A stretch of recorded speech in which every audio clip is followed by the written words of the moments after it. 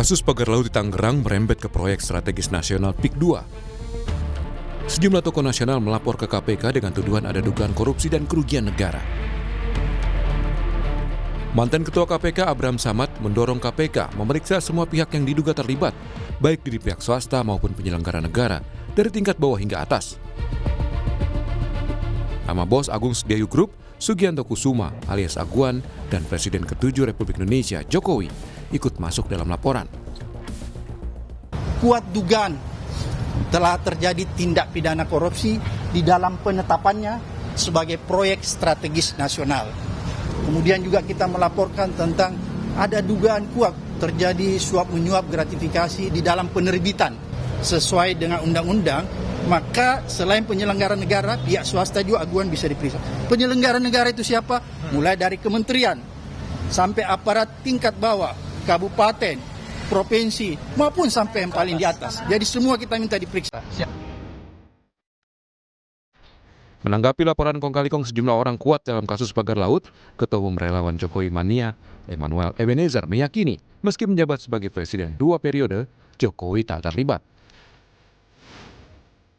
Saya punya keyakinan cukup besar ya, ini ada kong kali kong lah, pasti nggak mungkin tidak antara penyelenggara negara dengan swasta.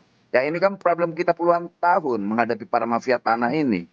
Jadi saya rasa apa yang dilakukan kawan-kawan PBAI, Abraham Samad harus kita dukung.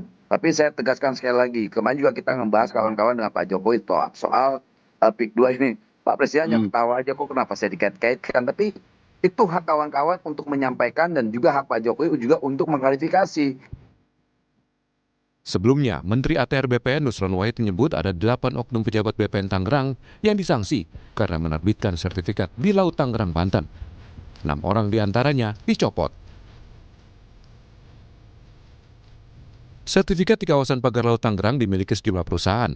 Di antaranya 234 sertifikat hak guna bangunan milik PT Intan Agung Makmur, 20 bidang milik PT Cahaya Inti Sentosa, dan 9 bidang atas nama perorangan. Sedangkan sertifikat hak milik berjumlah 17 bidang.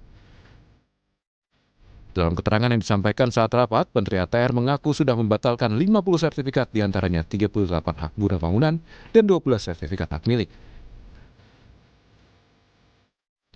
Menteri Nusron mengklaim jumlah ini kemungkinan akan bertambah. Guru Besar Hukum Universitas Jenderal Sudirman Purwokerto, Hipnu Nugroho, menilai ada aktor intelektual yang bertanggung jawab atas penerbitan 263 sertifikat hingga menentukan kebijakan.